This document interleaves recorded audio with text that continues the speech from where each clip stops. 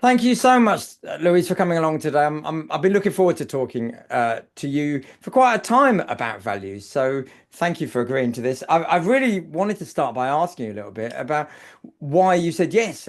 We've talked a bit about values, when I suggested a value session for this recording, but generally, what was it that made you think, oh yeah, no, I'd like to have a session? So last time we spoke, we talked about that values came up, and I talked about how I'd been really involved in setting values for my own school, Hmm. and so knew a lot about kind of putting naming values, which is quite hard in the first place. But also realised that through some previous coaching, that everyone on my leadership team had a different idea of how to interpret the same values that we picked. So we all had a different interpretation of love, for example, which is quite a broad one. And so I suppose I thought I've not really ever thought about my own values. I just sort of accepted that they were the schools. Hmm. And actually, I don't think they are. So yeah, it'd be interesting to explore them. Okay. So did you put on did you feel like you were leading on that project of your school's values at the time? Yeah, yeah. I mean, I got everyone's. I did obviously consulted with everyone, loads of different groups, so parents and children and teachers. But at the end of the day, it was me who got to choose the Hmm. final ones. So yeah, yeah. You remember what they were? Love, imagination, courage. Um, oh, it hasn't been that long ago. Community, and the other one will come back to me. You put me on the spot there. I'm so I used to sorry. test people on those. Yeah. You think they'd be written on my heart, wouldn't you? But obviously they're not my values, otherwise they would be. Well, it's funny you say that. 'Cause I once saw in an organization, it wasn't the school, it had the values listed and it was just on a staff notice board and it said, these are all of our organization's values. Please remember them because we will test you them on them in your weekly one-to-ones. You're like, well, that's probably not very good values. Not really. Not really. No, no. So, although I mean this is obviously a slightly different flavor of coaching than standard coaching, but I still think it's really worth thinking about an outcome. So, what would you like to get from if we use 45 minutes talking about your values, where would you like to be at the end of it? Yeah, they came into the last time we were talking, and I'm still very torn about what to do next. I'm in quite a nice place at the moment where I'm doing advisory work for schools and I'm doing a bit of coaching and uh, but I'm still sort of, do I go back to headship? Do I stay in that role? So I think the idea is to use those values, I suppose, to get a bit of direction there. When you say bit of direction, is like to inform your thinking as opposed to make a big decision. Is it more in that? Yeah, yeah, because I'm not at a position where I have to make a decision. At the moment, I really like the job I'm doing. But I think I sort of I wonder how long I can do that and stay current because I think being an advisor, you need to be current, and and also yeah, it's tricky. Having been a teacher all my career, I mean, I came out of college, did a PGCE, became a teacher, became a deputy, became a head, and I suppose I can't help but think I'll go back to it. And I did love it, but there were bits of it I didn't love. And I really love coaching and I really love advising. So I'm in a really fortunate place. It's just, I do think I would like to have a plan, not just be rolling with, okay, well, this is working for now. I'd like to know what's going to be next. Do I go back to school? Do I stay doing this? Do I try and really push the coaching side of things, which I also love? Okay. I do love the way you describe become a teacher, become a deputy, become a head, just like popping across a few stepping stones. So easy. Piece of cake. Well, it kind of was. Yeah, it was yeah, it was a fairly unobstacled path. Nice. That's not a word, is it? Unobstacled, but you know what I mean. You were a head teacher. You can use whatever words you like. That's the deal, isn't it? Oh, well, I'm glad. And what do you think? How do you see that talking about values and understanding your values well can influence this next decision that you need to make? I think that I think it'll bring with it from working with other people on values. I think it brings with it quite a lot of insight. Mm. So I suppose I don't know what it's going to bring, but I think thinking about it will definitely give me some steers. Yes. Because at the moment, I am really, as I say, I'm loving what I'm doing. I could actually stay doing this, which is the advisory and coaching. I can do both of those things. So um,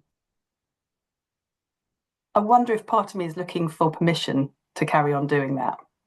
That would be a question, but I think my values will help me to explore So and we'll put that one give on the me, table. So, yeah. I'll No, I talk. was going to say possibly give me permission Okay. So some permission from the values from to my say, values. Yeah. please, the values, give me permission. Fab. Okay, super. Should we get stuck in a bit then? Yeah. Should we look at these values? And my well, the question is really, can we use what you've done so far to tease out what your values are? Would that be helpful? Yeah. Uh, to talk about what prep did you do? I know I suggested a few things, and what did you do?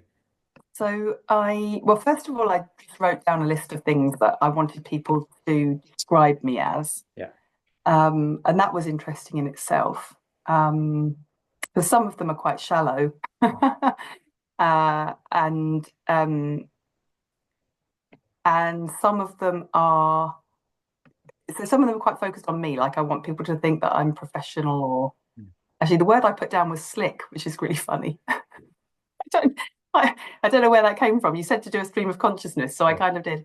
And some of them were a lot of them were more outward focused, like kind and empathetic and um, that sort of thing, engaging, focused, purposeful. So there were some feelingy ones, some sort of the way you present yourself, I suppose, was the other side of things.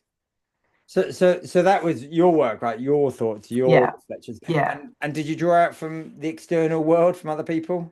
Yeah, so I'd asked previously. I'd asked a few people about this, and so I just wrote those down, and I got some other words, which some of them I hadn't picked up. One came out a lot, which was adaptability, Mm. um, and calm. Those were two things that I don't. I mean, I do recognise flexibility. I don't recognise calm, but actually, other people have said that. I think you've said that to me, Charlie, in the past. Um, so, in terms of when I'm coaching people, Mm. it's not something I feel very, but obviously, it's something that I portray. Yes, So that was quite interesting. isn't it? Um, and I think then I, uh, I mean, my mum wrote an essay which was very nice. Mums can. Um, but then what was really useful is you asked me to think about when I felt happy and proud Mm. and fulfilled. And I thought the three things that really came out there was when I was decision making and problem solving, Mm. um, when I was showing empathy and kindness, and when I was championing someone to help them make a decision or I don't know, making them feel like they could achieve something. Mm. Um, And then the other thing that was really useful was you said to think about when I was feeling negative, what made me angry. And I realized three things came out there, and I've kind of named them with a value. So, because I thought of three examples, and then when I reflected on them, I thought, well, one of them was really about honesty. It was a time when somebody was being dishonest, and it made me really angry. Yeah. And I realized that honesty is really important to me, but it also causes me some problems. Mm. And that safety and security are really important for me. Not so much for me. I mean, that is part of it, but making other people feel safe and secure is a really important driver. I don't know whether what the value is that goes with that really. And then the other one was understanding that came out of that. And those were the biggest ones I thought. They came out of when you've been feeling negative, what's made you feel negative. Yeah. And it's when people weren't being honest, when they weren't understanding, and when they weren't I've forgotten the middle one. Helping people to feel safe and secure. Yeah. Yeah. Okay. So, and when you say understanding, just to clarify, do you mean like understanding, like compassionate, or understanding someone else's circumstances, that type of thing, or is it something else? It's when people. I wrote people who don't consider others and are deliberately unkind or rude. Yeah. But I always still try to understand why they would act that way. Yes. So I try to have. So it makes me annoyed when they do it, but then annoyingly for me, I can always see why they're doing it as well. So that's quite, yeah, and that is a difficult thing for me because then judgment is quite difficult because you understand both sides of something. Yes. So there's something there about what you're trying to bring to that person, isn't it? You know, like an awareness, Yeah, something of that nature. yeah. Okay, okay.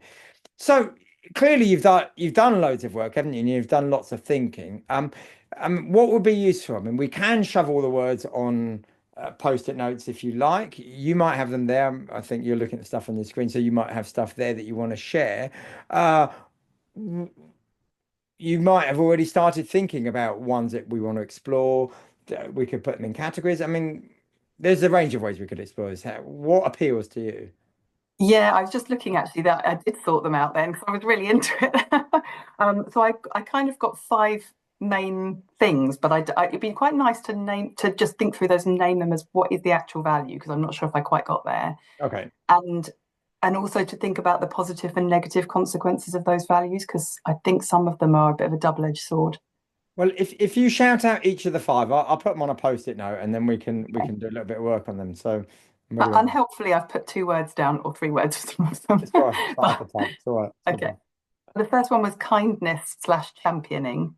Yeah. That's about sort of promoting and supporting other people. Um, and then the second one was thoughtfulness and reflectiveness, sort of thinking, being thoughtful at myself and encouraging other people to be thoughtful. And I think there's a flex, that's where the flexibility comes in, is being flexible and not dogmatic in your thinking. Right. And then safety and respect, so wanting to provide that for other people. Um, and I do that by finding things that are positive about them. And I think that can sometimes be a double-edged sword too. And then understanding compassion and empathy, I wrote down, just thinking about things from other people's perspective. Um, and then I put down, and I don't know what this is, but fun and brightness. So like what I want to be if I meet with someone or if I'm spending time with someone, I want them to have fun. So I don't know where that comes and why. Who knows? Who knows where any of this stuff comes? But these are words. So, and are these? Would you say these are like themes that have emerged for you? That Yeah, yeah, that's it. They're themes really more than values. Yeah. okay, okay, okay. But I mean, we haven't talked about it, but it's how people define values, whether it is something that's important or a keyword or personal qualities or whatever. I think it's a bit of a moot point. Okay. So and would you say that if you take those five, like many things to do with how you want to be fit under those? Yeah, Okay. Okay. Okay. yeah, Anything else that either doesn't fit into a neat category or is a bit of an outlier? Slick is something you mentioned. yeah. Slick. That's funny, isn't it? I think that's perfectionism, really, Charlie. I was hoping not to touch on that. So that's like an anti-value. We're just okay. Yeah. Do you know what really gets me? It gets me when I remember I once really threw my toys out of the pram because we prepared an inset training day for governors and staff, um, and I think it might have been when I just became head, and I wanted it to go really well, Yeah. and I'd ordered lunch and stuff, and everything went wrong with the ordering and the provisions and I was just remembering that it just drove me nuts. Yeah. And everyone else was like, "Why are you behaving this way?" I mean, my deputy said to me, "What's happened? Where's Louise and what have you done with her?" Because I definitely wasn't being calm. So I suppose you think about those moments when you did things when you acted out of character, and that's probably when something was really bothering you. And for me, it was about not looking slick. I don't know what slick means. Let's put. I mean, because slick hasn't come on this list, has it? But what word that has come on this list was missing in that moment?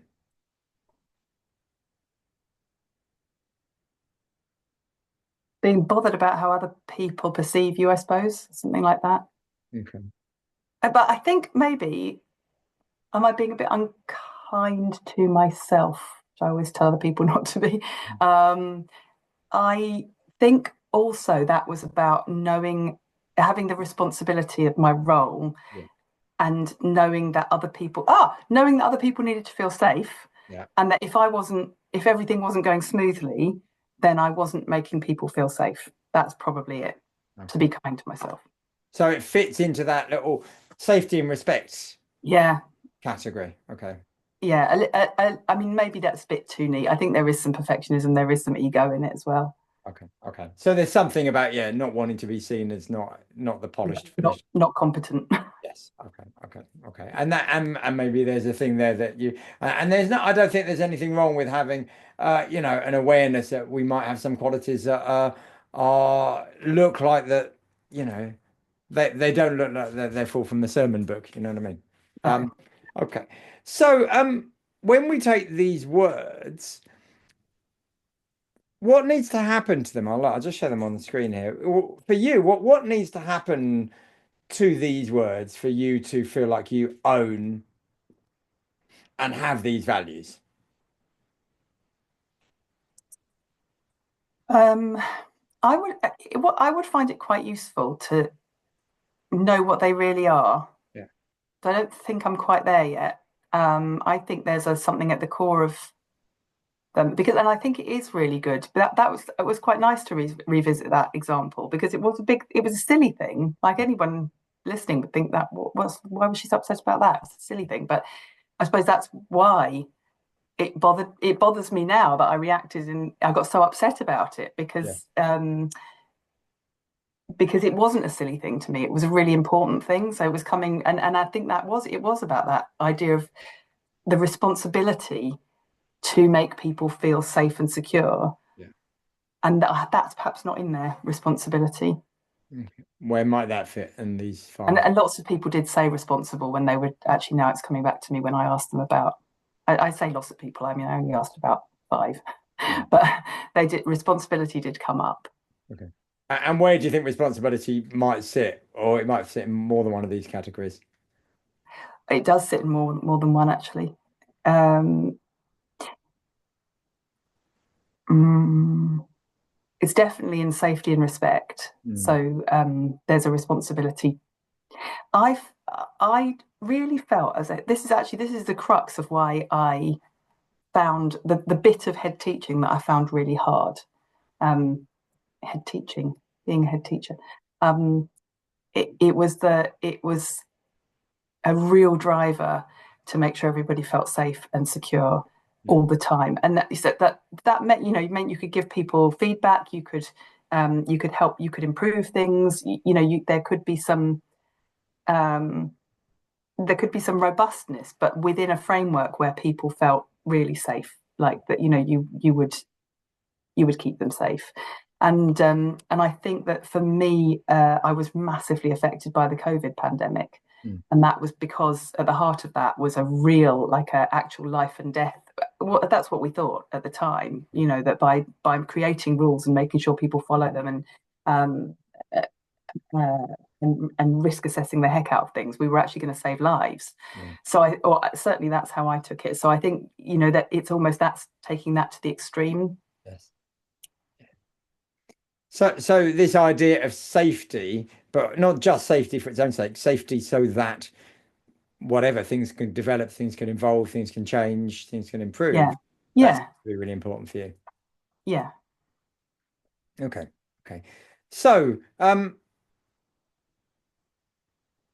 Sorry, I had a word. It came stability is stability. better. Yeah, knowing that you know people are going to uh, people are not going to behave in unexpected ways. So that was really important for me working with children with SEN. Is that that's really difficult when people behave in unexpected ways, and so I always recognised that was also important for the staff and the other children. Just always, yes, there might be difficult things to address, but you address them in the expected way. So there's never any surprises for anyone. Okay. So the no Or there are surprises. going to be surprises, but what you can manage is not surprising. All right. So the sort of the predictability aspect of it. Yeah, yeah. But I think that's not just as a head. I'm just trying to think if I have that in other. I think I probably do also feel a bit like that at home. Like it's Mm. really important to always be consistent with the children um, and in general interactions with people that you don't act in surprising ways, and if you do, then and that's what I was actually. I acted in a surprising way in that particular incident that I described, and afterwards I felt really, really embarrassed. So and so something showed up there that it's almost like there was a values clash, wasn't it? This one value of, or maybe the value of you wanted to be professional. Maybe you said there maybe a little bit of perfectionism, but then another thing of like actually you weren't able to be consistent, Yeah, and yeah, predictable because it wasn't quite happening your way. yeah.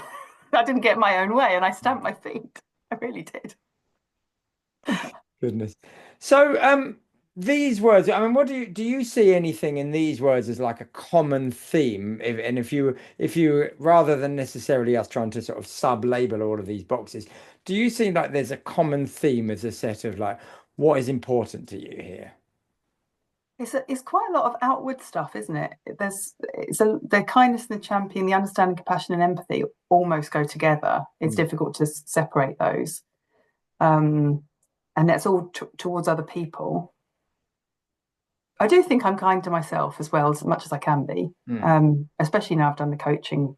For other people, I get how hard on ourselves we are, Yes. and so I try and check myself when I'm being unkind. So I think that yeah, some of it's inward, but most of that is an outward thing. And the fun and brightness thing, I was thinking about this. If I go out for an evening out, I want everyone to have fun. So I'm going to be on my top game, kind of thing. Actually, one of my friends did write for my qualities that I could handle my gin. So that was quite. Important quality. It really is. I didn't put that on my official sheet. No, Did you're think about it. just putting it on YouTube, right? Just Yeah, instead. exactly. Fair enough. I mean, I can handle my gin. I want everyone to know that. It's better than not being able to handle it. Very true. Very true. Yeah, so I suppose, but personally myself, I'm quite weirdly, I'm quite an introvert. So Mm. I'd be happy to be. I'm happier rather staying at home than going out. But if I am going out, I'm going to hopefully bring some fun. Yes. But I don't. That's kind of outward as well. That's more about other people. But I always have fun as well. Then, so I don't know. I just thought I was just reflecting on it. I was thinking, why is that? I'd rather be at home with a book most of the time. So is that a bit of a tension? A bit of a tension about other people, yourself? You're right. There's a lot of these descriptions Yeah, on there. They're really thinking about the impact that you have on someone else. yeah, yeah. And I think I put a lot of pressure on myself to do all those things. And actually that was another thing that was really challenging about being a head teacher was that I not only do I do that naturally, I think, but once you're in the role of then it's about that responsibility just lay very heavily on me. And I one of the things that when we talked about love as one of our school values, my interpretation of love at that time was making people happy. Mm. And it was a real shock and really important discovery when other people were saying that's not love. And I realized it wasn't completely straight away. I was like, no, of course it isn't. Actually, that's not how you show. It's not how and why we show love. Um, uh, and we were looking at it in a Christian context as well. So that's not what love means. Um, and it really gave me quite a good, important Mm. thinking, like a springboard. But I don't know where I got to with it. Okay. Okay. And but what did it do for you? Just as a way of thinking. But it made me realize that my role wasn't to make everyone happy, and I think that's why I was saying about that sort of safety and respect, providing a context for difficult things. Yes. So you still have to do the difficult things. It's just you have to do them with consistency, and um, it helped me to be more authentic because I always had to do difficult things as a head. I had to make quite a few people redundant, and that wasn't easy. And I wasn't like I wasn't doing them, but with a driver of making people happy, it was really, really hard. Mm. Whereas when you change that driver to doing the right thing by, as far as you were capable of by everyone, then that helped a lot with those processes. Okay. So making everyone happy versus doing the right thing, bigger Yeah, picture. Okay. yeah, Okay. So I'm really mindful. I think that everything you say brings more richness, doesn't it? And more interest. And I think we might, you tell me, but we might not be in a we're gonna bottle this up into four nice, lovely words that you can then laminate in the way that you put in your How did you school. get in my head? That is exactly what I was thinking we'd do.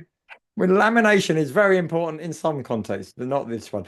So, but maybe what we could do is like encapsulate what you're learning about your values from this list we got here, and then we can push on a bit and start talking about how this is going to help you with a bit of future planning. Would that be okay? Yeah.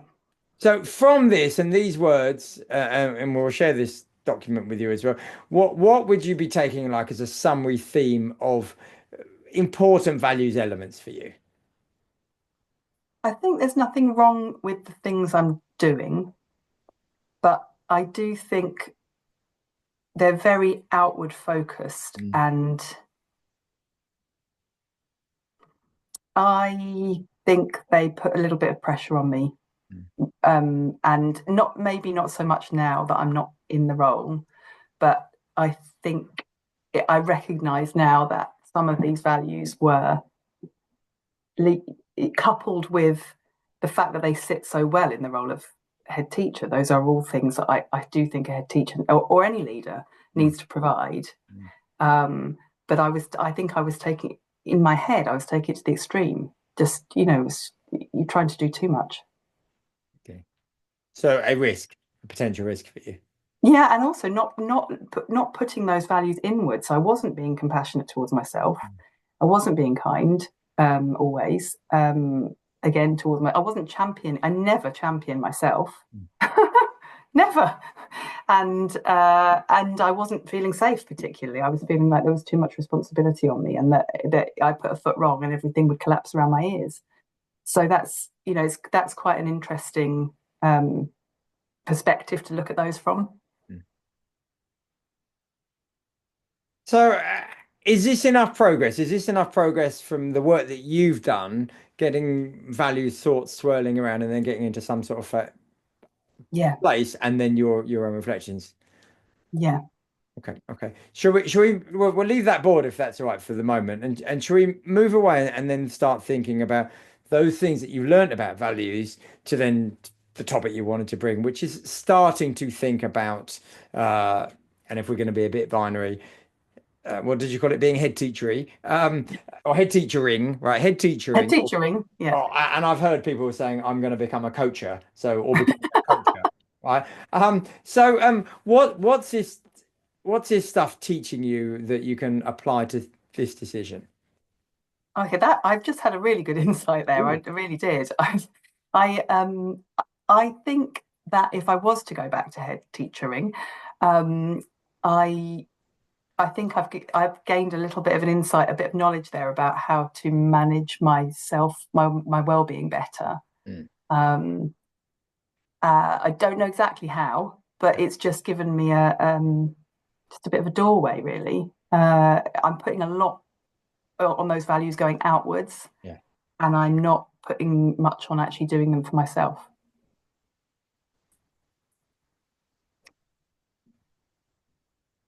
So I think so. What came to me just then when I was talking about it was that the question for me has been, can I manage my own well-being Yeah. in the headship role? And I think the answer is possibly. Yes. Whereas I think the answer before was I'm not sure. That sounds significant, doesn't it? Yeah, really significant. I'm still not sure if I want to go back to it, but it's given me I think what it's done is it's put things in perspective that I'd not seen them in before, and I wasn't being kind to myself at all. So it's an interesting one. But I've been out of the role a while, Mm. and obviously working with people who I see are just as stressed as because I work with head teachers and they're just as stressed as I was. Yeah. Um, and I wonder if it is possible to manage those things about yourself that make it stressful. And it is things about yourself. I mean, definitely that's the insight I've had is that what it was the pressure I was putting on myself. And I probably could have told you that, but I couldn't have said how or why. And I think now I see how or why. It was all coming, it was values driven. Um, and it would be nice to think about how to turn those values around on yourself. But yeah, so it's just given me a doorway. I still feel reluctant, if I'm honest, but that's about exposing that. I suppose that reluctance is about feeling a little bit unsafe myself, which is one of my. So I am, when I'm considering this decision, I am thinking about my own safety, which is quite nice. And I mean, you've worked in education for all your life, and so you know how challenging that is, isn't it? And it is like other sectors, it is full of very selfless people, isn't it? Yeah. And what you're describing, I think it's something that is sometimes it's called an overplayed strength, isn't it? This strength of nurturing everyone else, but then leaving yourself behind. So what is it about looking at these words and doing this work that has allowed you to see this so clearly, do you think? Um, it, I can't remember what question you asked me, but you asked me something about when we looked at I looked at them, and that was really helpful. And you asked me a question, I think, about what they had in common, and then seeing that they were so outward. Mm, The way I described them was outward focused, yes, but recognizing immediately that they could also you could apply them to yourself. yes. So it's this bit of work. It says you you don't have to close the door on being a head teacher if you don't Yes. want to, but you've still got, awareness of it's not an easy job, right? Yeah. And all of that type of stuff. Is there anything from these values that can help you reflect about the other side that you think about, your coaching career? What might Yeah. be Well, useful from this? it's interesting because I think what the coaching and to a certain extent the advisory offers me is the ability to do all those things in an outward focused way without that added layer of extraordinary responsibility. So coaching is about the person who's being coached having the responsibility, really, isn't it? And so you can be very giving, and you can be, it can be all outward focused. You can do all of those things, but um, that that there's at the end of the day, the responsibility is to make sure that the person has a good coaching session, which is a much more tangible outcome than a lot of the outcomes that I had as a head. So in comparing those two things, I suppose it's enabling me. What is coaching is doing is enabling me to do something that is completely compatible with my values, Mm. but without being detrimental to me. I mean, it can be. I think sometimes you have a coaching session and you think, oh, I really need some supervision. Because there's a lot of emotions that you take on board, and I suppose that's where I need to reflect is in coaching. How far do I take my responsibility? Do I recognise that my responsibility ends at the having a good coaching session Mhm. or a good outcome? Um, but it applies to the advisory work as well, because it's that's all very outward. Is what can I do for other people? But at the end of the day, uh, it's I don't know what the difference is between that and headship. I think there've just too many responsibilities in headship, and so whereas my responsibilities are much clearer in the two roles that I'm doing now, um, and I can totally live those. All of those values are very compatible with both of them. Mm. um, I'm struggling with what the why the responsibility feels so different, and why it doesn't have the impact on me, why I'm not forgetting myself to do those things for myself in these roles, because I feel like I'm not. I feel like I can manage them. Is it because it's not to do with children? I wonder. I don't. Well, say a bit more about. I'm imagining a school without children now, but that's probably not what you meant. No, no. I'm thinking that maybe because at the end of the day, you're responsible for children and their lives and their life chances, and that's where that responsibility becomes too magnified for me. Yeah. Um, And yeah, and in the roles I'm doing now, I suppose my responsibility in the roles I'm doing now it's a completed action. You do a thing. You're there to advise someone, and then what they do with the advice, that's their choice. Mm. You're not responsible for what they do with it. And in the coaching, you're not even really responsible for what happens in the. I mean, I'm struggling a little bit with my definition of coaching, but you're responsible for supporting that person, but essentially it's their responsibility to do the work and then go away and act on it. Um, hmm. There's a lot here because now I'm thinking, well, how come that's not the case in a school? Mm. And is it? And have I just missed something again? um, why? So who was I dealing with in a school? I was dealing with staff and children and parents. Why was it my responsibility if everybody didn't go away and act on advice or their own insights?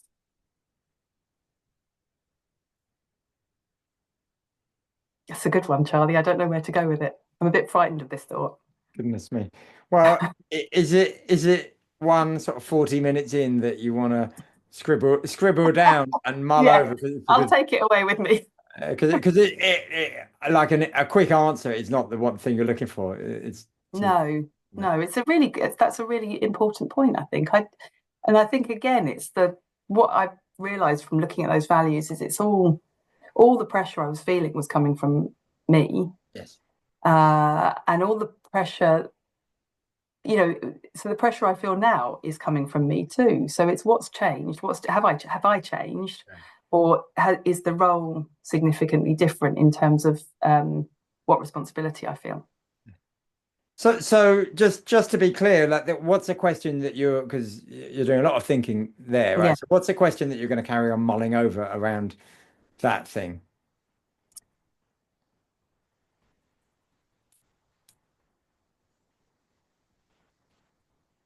I think it's why why don't I feel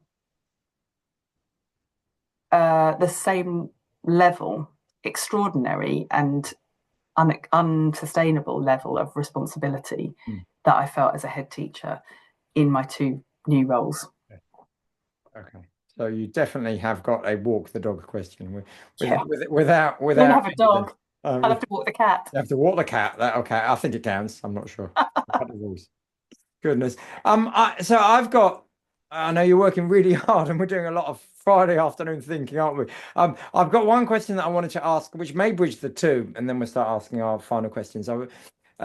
Mindful of this insight that you've had about you and being outward facing and not for self.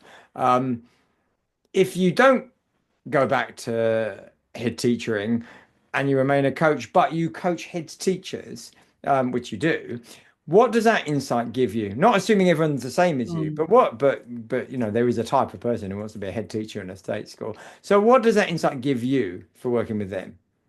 That's actually really important, isn't it? And that's what I keep saying this to myself, and I suppose I wasn't really sure why, but I kept thinking, I feel more fulfilled Mm.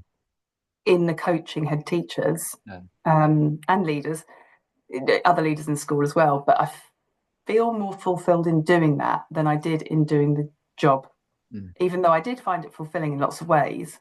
But this I find completely fulfilling. And I think it's because of the empathy, which is one of the things that came out because I've got a lot of empathy.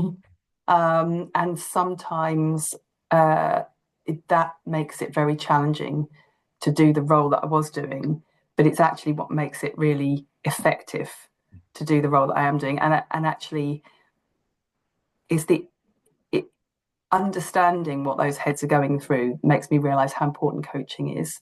Yes. Um, and so that's perhaps why I've got the fulfillment, because I think if I can ease that burden a little bit so that somebody else can do that role, which I recognize is incredibly challenging, I think, then I've probably done my bit. I find that as fulfilling as actually doing the role Mm. and slightly more comfortable.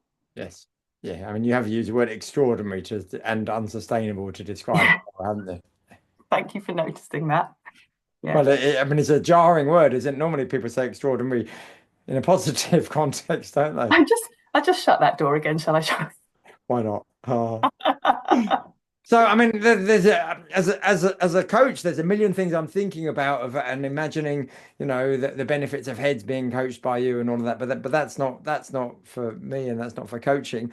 But I'm really interested in you taking away what you need to take away from today. So you've talked around your values. You've done work before the session. We've done work in the session. We've got lists. Yeah, you're having reflections. Walk the dog question. So. You wanted at the beginning, you said you wanted to help this influence your next steps decision. So how has today started to help influence that decision?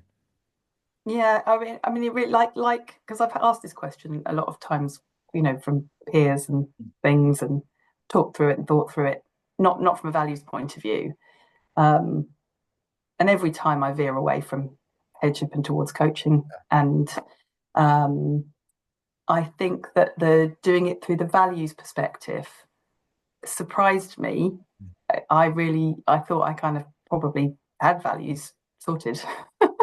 And looking at them there was really useful, and I it it's helped me solidify the why. Why is this? Why am I veering that way and not that way? I don't think I'd really ever quite pinned that down, and it's that word responsibility that I'm going to take away. Okay. Okay. So even if we can't laminate a full set of values, we've got one word that we could put in there that Yeah, seems a bit important for you, but deployed in a not helpful way. yeah, Yeah. yeah. Okay. Okay. And what would you like to do with like the general values work that we've done and the exploration and your bits of paper and this bit of paper as well? What do you think you might do with them for over the next little while, if anything? I think I might reread them again because when I was rereading them, the what I wrote before, just to you just now, I already recognized some more things. So yeah, I might reread them. I mean, you get busy, and I wonder if I will. I'm gonna have to hold myself to that, aren't I? Um, I think it would be really good. I think a dog walk, not with my imaginary dog, will be really important on responsibility, and that where's that pressure come from? Yes, yes, fab. Okay. And uh notwithstanding whether whatever decision that you make, how do you think this discussion about your values will influence you more widely, more generally as we I come? really will, yeah, because that that time when I realised that my um, interpretation of love was different from other people's, which is a really big problem when you're all saying you've got the same value in an organisation and everybody thinks it's something different. But that really stuck with me, and I changed my practice and I changed Yes. my approach based on it. So I think that just thinking about how those values are good, Yeah. and I should be proud of having some of them, Yeah. well, all of them pretty much. Yeah. Um, they're also not going to be helpful to other people, Yeah. those values, if I use them in the wrong way. Like if I think all of them I can take too far, Yes. and that's coming from somewhere in here. It's something about that feeling of responsibility. So what I think I need to do is just I think what I need to do is identify why I'm not taking them too far at the moment in my current role, and I feel happier and more fulfilled and more contented. And yeah, what's behind that, and then obviously try and bottle that for any future changes, whether it be going back to headship or doing something different, or I don't know. But it's trying to put words to it. Put words to it, remember it, bottle it, is what you said. Yeah, Okay. Um, I mean, to finish this off, I mean, I like to finish a coaching session asking someone what they've learned about themselves, but the whole thing today has been yeah, learning about yourself. I mean, that has totally. been 100% front and center. Yeah, So I'll ask something different, but I do want to check a revisit of these, like whether it's in coaching or whether it is in discussion with friends or colleagues. Do you think it's worth a revisit? There's such a leading question. You can say no. no, no, it really is. Yeah, definitely. Yeah, because that's what I was saying. It's the time, isn't it? You never, and that's what I always notice and say to people who I'm coaching is you never find the time to think unless somebody actually makes an appointment with you. Yes, Here's your thinking appointment. yes. So yeah, I think it's really important to follow it up. Good. Well, thank you. I mean, thank you for getting stuck in and really and bringing in so much, so much thinking, but also so much awareness of the application to yourself and the application out there. And I think I hope you found it as rich and interesting. I certainly have. How do you feel now? Yeah. Uh, uh, uh, I'm aware that other people may see this, and I'm thinking they now know quite a lot about me. What, the gin thing or everything? I haven't got a dog. Oh, I actually haven't got a dog. The gin, yeah. No, but it's been really, really useful. Uh I learned a lot, and it felt very quick, but very powerful. Good. Well, thank you, and thank you for really getting stuck in. I really appreciate it, and really good luck with this. And we can talk about this again in coaching or elsewhere. But I mean, yeah, good luck with it, and I hope the ongoing thinking brings you more because clearly there's lots that come out, but there's still more processing going on, which is I think a great place to leave it. Yeah, yeah. Brilliant. Thanks so much. Thank you, Charlie.